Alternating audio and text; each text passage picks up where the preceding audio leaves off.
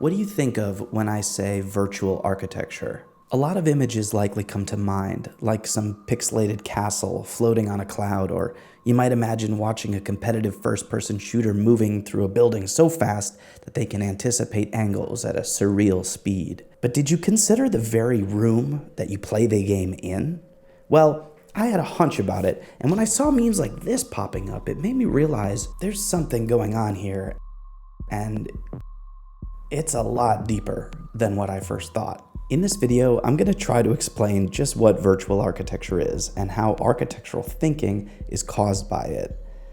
Because playing video games today isn't just about being where you are at the time, say a dorm room, the line waiting to board a plane at the airport, or even the delivery room. Yes, I took this picture that kind of went viral and even turned into a painting into a London gallery, but that is a story for another time. My name is Ryan Skavnicki. I'm a professor in and coordinator of the Virtual Architecture program at Marywood University. Welcome to the Extra Office, a YouTube channel dedicated to my research and thinking. So do me a favor and think back to your childhood leisure environment, say the basement couch or the safety of your cousin's bedroom where you could sneak away during family parties for a couple turns on a game you weren't old enough to play at home. Even if you grew up in poverty, and maybe even especially if you grew up in poverty, this gaming space or leisure space was sacred to you. And popular memes represent the shared pathology of a culture, after all. And recently, memes like this one are popping up more and more, where you play any game today and you're almost kind of yearning for that safe domestic leisure environment. That's because domestic leisure space, like this place that you played in as a child, is protected and happy in your spatial memory. And the phenomena is called architectural thinking, or the way space changes how and what you're thinking about without you consciously doing so, because you're ultimately comparing a different world to the one you inhabit today. That very idea forms the basis of this entire channel. So brace yourself, because it's going to take a lot to unpack. All architecture in virtual environments has to reconcile itself with the physical world around it.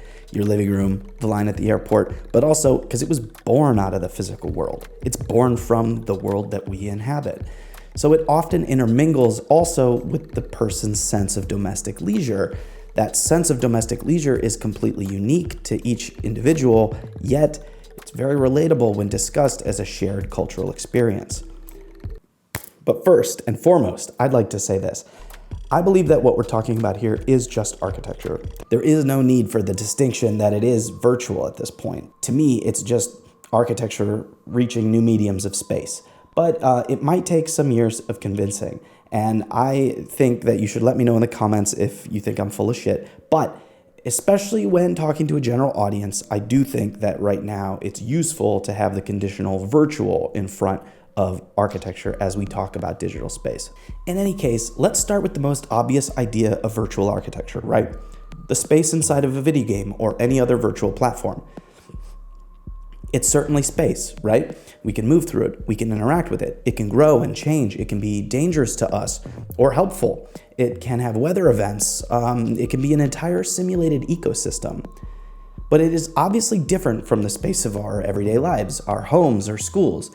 This all seems pretty obvious, right? A building in a video game has no rules, like gravity or fire exits, like the architecture of the real world around us, right?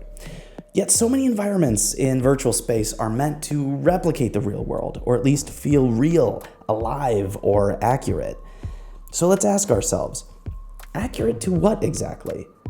And if there really are no rules, why do we make architecture that wants to feel real? This is because game environments we play in are never made to be environments on their own. They're always inevitably linked with and contingent upon the real world you live in. This also seems obvious if you think about it. Red Dead Redemption 2 wouldn't be a deeply immersive simulation of the Wild West if you lived in the Wild West. Elden Ring wouldn't be fun to play if you lived in the lands between. Also, you'd probably die before you had the chance to enjoy it. Like, that's obvious, right? But I mean this in the most radical sense, okay? We truly cannot imagine worlds that don't exist in relation to the world we are in when we make that new world. It is simply impossible to untether the two, unless you are a brain in a vat, which you aren't, right? So ultimately, to think this through, we need to borrow, use, and even build on ideas that architects have been working on or with for a very long time.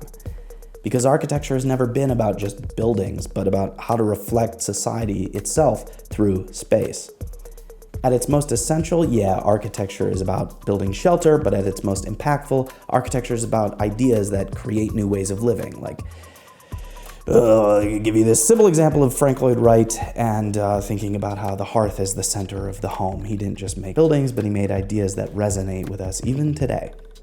For the first time on the channel, let me introduce the tablet drawing. Let's see how this goes. As an architectural theory, I created a diagram which illustrates this phenomena a little bit.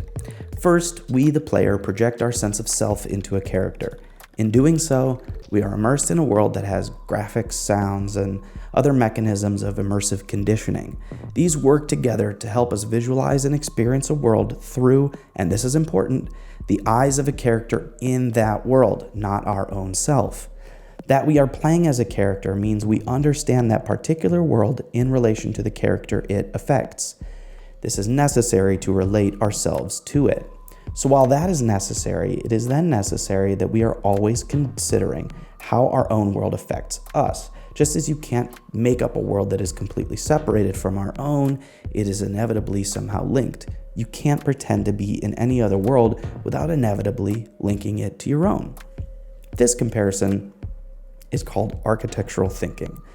In a very, very, very, very, very large sense, architectural thinking is about making the world different by changing the environment and thinking about how that might change your behavior. So yes, the buildings in a game are meaningful in that they relate to the world in which they're placed. And all the buildings in a game, or the spaces of a game, help us relate them back to the character that we're playing it in, right?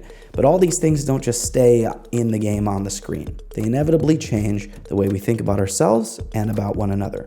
They are means of architectural thinking which shift and twist the fabric of our relationships.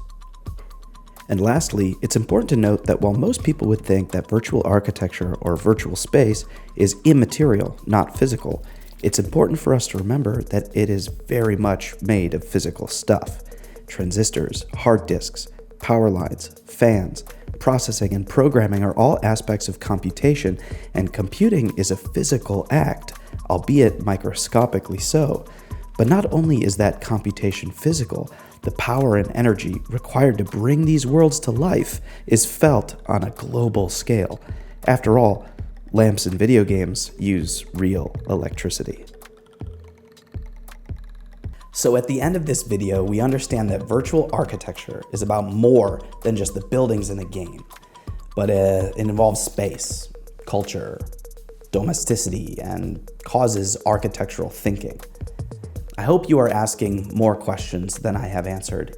That is good and correct, because so am I, and I come bearing good news.